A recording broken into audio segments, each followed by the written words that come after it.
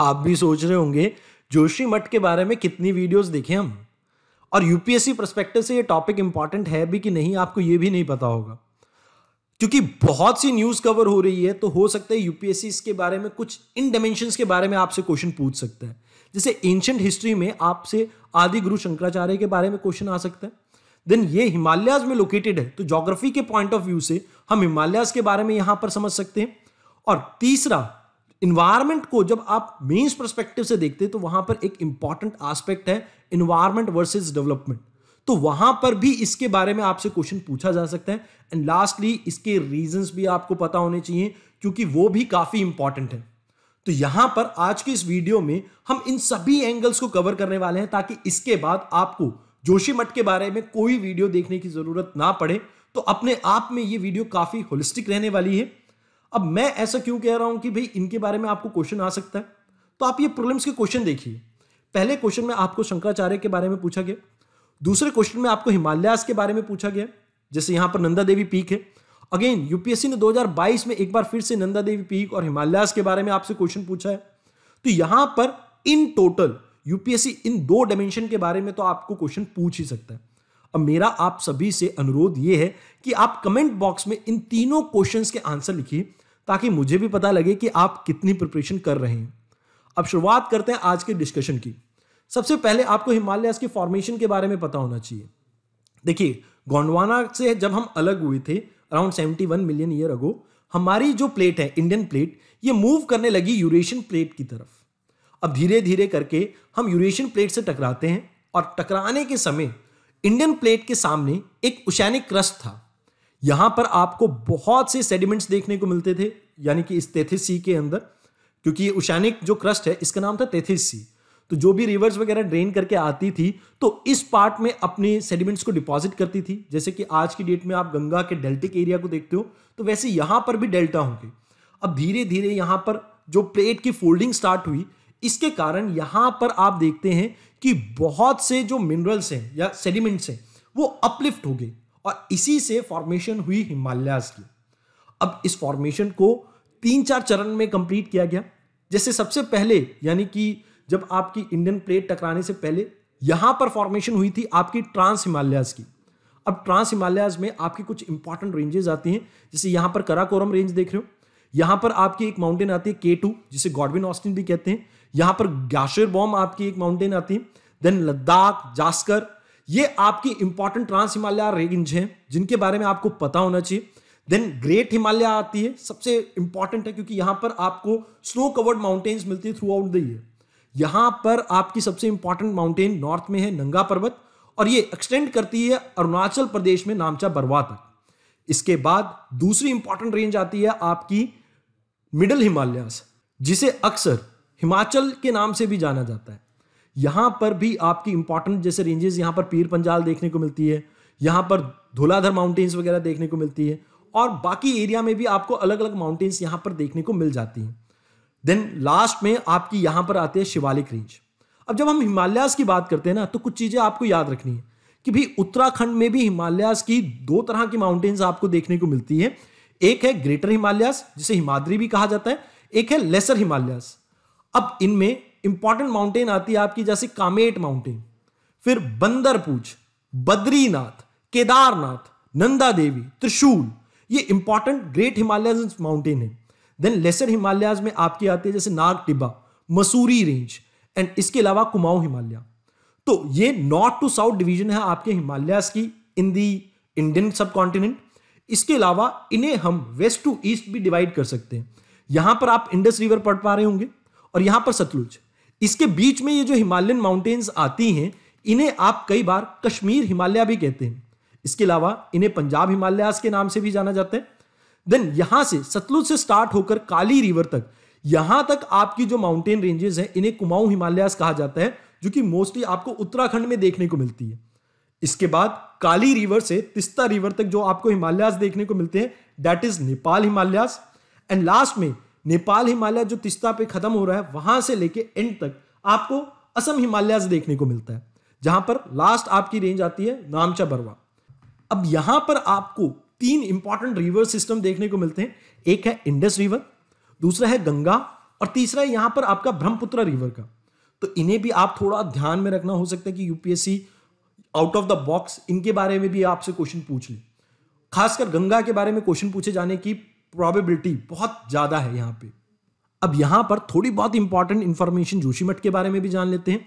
देखिए, उत्तराखंड के चमोली डिस्ट्रिक्ट में लोकेटेड है आपका जोशीमठ। अब यहां पर आप ये जोशीमठ की लोकेशन देख रहे हैं, यहां आपको NH7 देखने को मिलता है। अब ये NH7 हमारे लिए बहुत इंपॉर्टेंट है। ऐसा मैं क्यों कह रहा हूं? क्योंकि चाइना के साथ इसका बॉर्डर लगता है। यहां पर आप देख सकते हैं कि आपको बद्रीनाथ नेशनल हाईवे देखने को मिल रहा है, यानी कि ऋषिकेश और बद्रीनाथ नेशनल हाईवे। अब मान लो कल को हमारा चाइना के साथ कोई भी वॉरफेयर होता है तो उसके लिए ये लोकेशन काफी इंपॉर्टेंट है। इसके अलावा यहां पर आपको बहुत से टूरिस्ट डेस्टिनेशन देखने को मिलते हैं, जैसे Badrinath, Auli, valley of flower, Hemkund Sahib. और इसके अलावा आर्मी के लिए भी एरिया इंपॉर्टेंट है, बिकॉज यहां पर आर्मी का आपको हेलीपैड वाला एरिया भी देखने को मिलता है। तो इस वजह से ये काफी इंपॉर्टेंट हो जाता है। यहां पर आपको एक रिवर सिस्टम देखने को मिलता है, that is Ganga river system. यहां पर आपका एक प्रयाग पड़ता है, दैट इज विष्णु प्रयाग, जहां पर आपकी धौली गंगा आप सभी ने सुना होगा, धौली गंगा मर्ज करते हैं किसके अंदर? अलकनंदा के अंदर। तो इस वजह से भी आपका गंगा रिवर सिस्टम काफी इंपॉर्टेंट हो जाता है, बिकॉज इस जोशीमठ के पास आपको ये विष्णु प्रयाग वाला एरिया देखने को मिलता है। अगर सिस्मिक जोन की बात करें तो ये सिस्मिक जोन 5 में आता है। अर्थक्वेक के जो सिस्मिक जोन्स हैं इंडिया के अंदर 4 पार्ट्स में हमने डिवाइड कर रखे हैं, जिसमें 2 रिलेटिवली थोड़ा स्टेबल है, और जो आपका सिस्मिक जोन 5 है वो सबसे ज्यादा वनरेबल एरिया में आता है, मतलब हाई रिस्क एरिया है ये। अब यहां पर आपको आदि गुरु शंकराचार्य द्वारा स्टैब्लिश 4 जो मठ हैं उनमें से एक देखने को मिलता है, जिसे ज्योतिर्मठ कहा जाता है, और इसी का नाम जोशी मठ भी है। तो इस वजह से आदि गुरु शंकराचार्य के बारे में हमें थोड़ा बहुत कुछ जान लेना चाहिए। अगर बात की जाए आदि गुरु शंकराचार्य की, तो इनका जन्म हुआ था 11 मई 788 AD में, जो कि कोची केरला में हुआ था। इन्होंने 33 साल की उम्र में समाधि ली थी। ये शिव के भक्त थे। इन्होंने डॉक्ट्रिन ऑफ अद्वैत, यानी कि अहम ब्रह्मोस्मि, आत्मा और परमात्मा एक है, ऐसी फिलॉसफी दी थी। और इन्होंने हिंदुइज्म को वापस रिवाइव करने की कोशिश की थी, क्योंकि उस समय बुद्धिस्ट फिलोसफर्स की डोमिनेंस चल रही थी इंडिया के अंदर, मतलब बुद्धिज्म बहुत तेजी से फैल रहा था। इन्होंने काफी मेजर वर्क करे, जिससे इन्होंने हिंदुइज्म को रिवाइव करने की कोशिश की थी, जिसमें 4 मठों को इन्होंने एस्टैब्लिश किया था। इसमें शांग्री, पुरी, द्वारका और बद्रीनाथ, ये 4 आपके इंपॉर्टेंट मठ हैं। अब देखिए, जो शांग्री है ये लोकेटेड है कर्नाटका में। अगर बात की जाए पुरी की तो ये उड़ीसा में लोकेटेड है। द्वारका आपका गुजरात वाले एरिया में लोकेटेड है मठ, और बद्रीनाथ आपका कहां पर है? उत्तराखंड में। और इसी के आसपास आपको जोशीमठ वाला एरिया भी देखने को मिल जाता है। बेसिकली विंटर में जो बद्रीनाथ है, कहा जाता है कि उनकी जो प्रिंसिपल सीट है दैट इज जोशीमठ, इसी एरिया में। अभी रिसेंट टाइम में आपको यह भी याद रखना है कि उत्तराखंड गवर्नमेंट ने एक 12 फुट का स्टैचू आदि शंकराचार्य का केदारनाथ उत्तराखंड में भी एस्टैब्लिश किया था। हो सकता है कि यूपीएससी आपसे इसके बारे में थोड़ा बहुत कुछ पूछ ले, तो इतनी इंफॉर्मेशन आपके लिए पर्याप्त है। अभी रिसेंट टाइम में क्यों ये जोशीमठ के बारे में हम बात कर रहे हैं?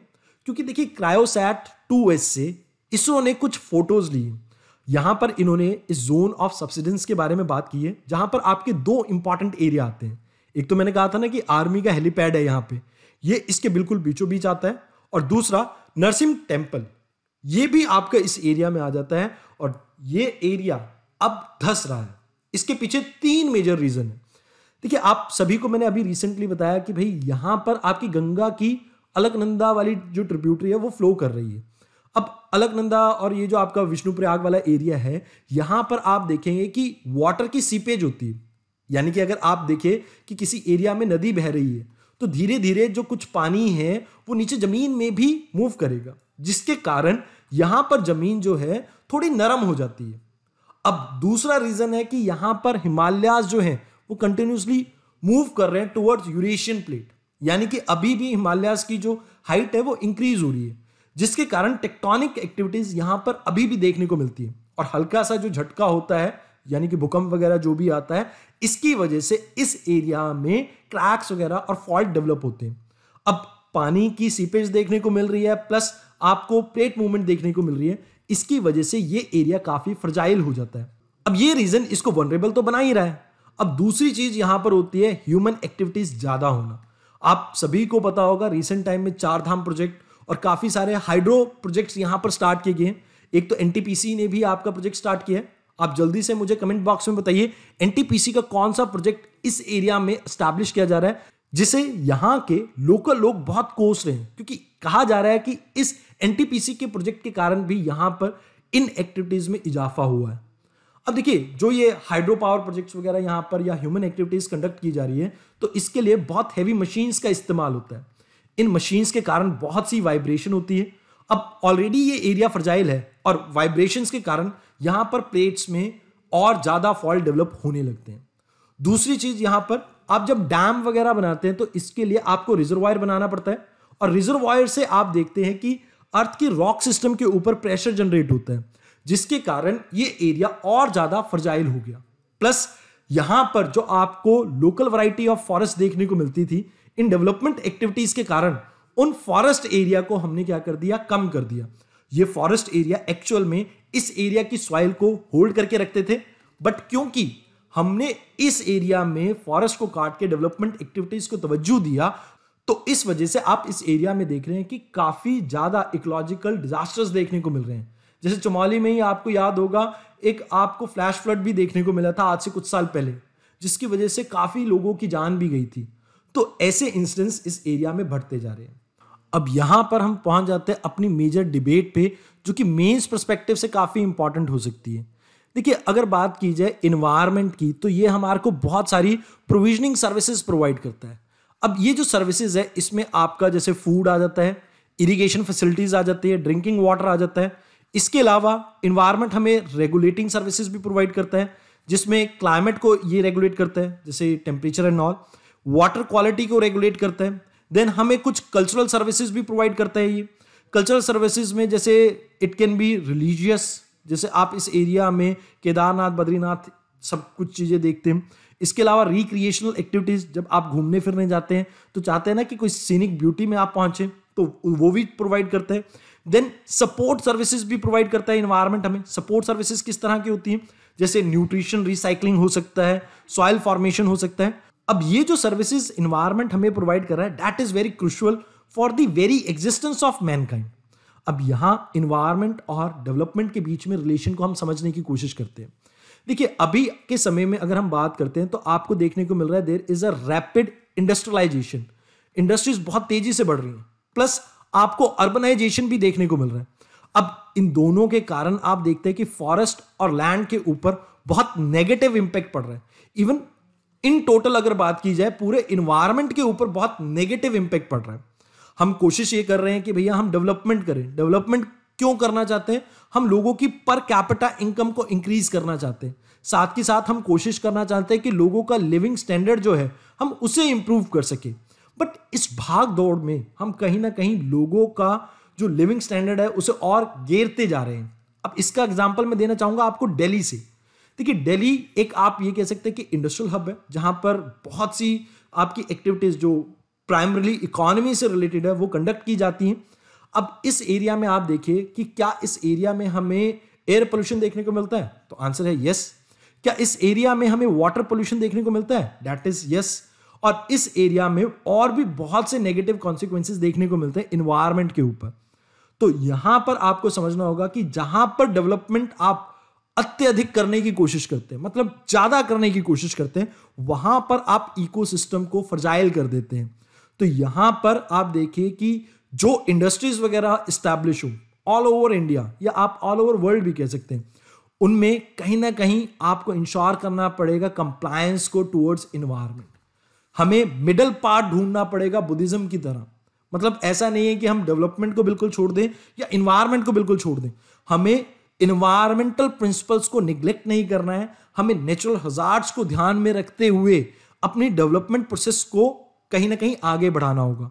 इसके अलावा हमें कोशिश करनी होगी कि जो सब्सिडीज देते हैं, जिसके कारण आप ये देखते हैं कि जो इंडस्ट्रीज हैं वो left right and centre in resources को एक्सप्लॉइट कर रही है, हमें उसे भी रेगुलेट करने की जरूरत है। और हमें जरूरत है कि हम मूव करें टुवर्ड सस्टेनेबल डेवलपमेंट।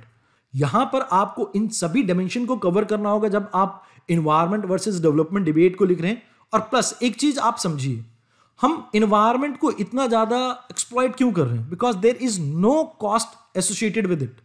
हमने आज तक मॉनेटरी बेनिफिट कहीं ना कहीं काउंट नहीं करे हैं इन्वायरमेंट के, तो हमें सबसे पहले यही करना होगा कि हमें इसके बारे में सोचना होगा कि क्या कॉस्ट इन्वॉल्व है अगर हम इन्वायरमेंट को डिप्लीट करते हैं।